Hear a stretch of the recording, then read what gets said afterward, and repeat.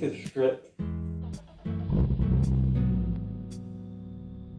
Step 1.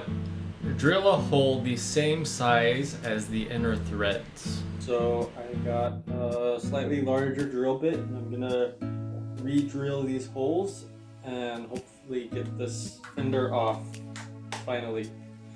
I don't think my drill will be strong enough, but let's try it anyway.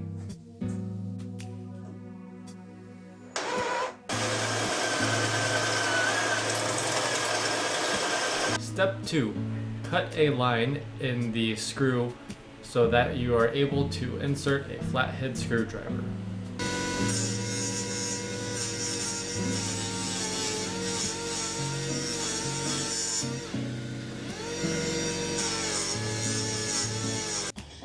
Finally got the 2 screws out. Here they are. There's a couple threads left, but not really. This was originally part of a larger video that included the removal of the front bumper, the hood, the fenders, and some stripped screws that we encountered along the way. Do you have any 36? Did you find this video helpful? If so, like and subscribe. New videos are uploaded every Tuesday.